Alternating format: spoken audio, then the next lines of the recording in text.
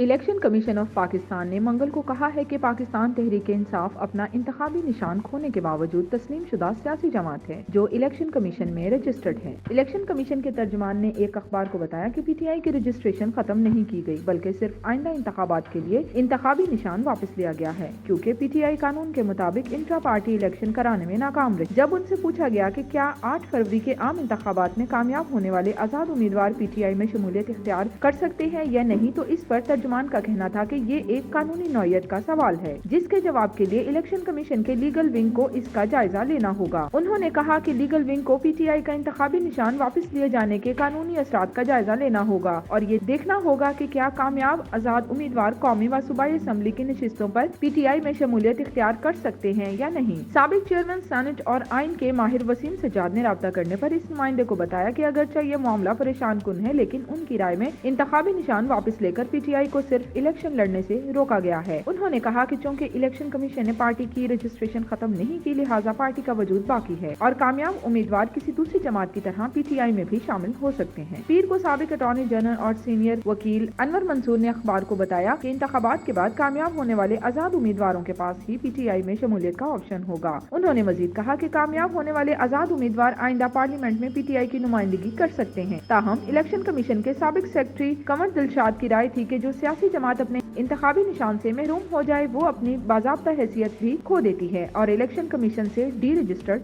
ہو جاتی ہے۔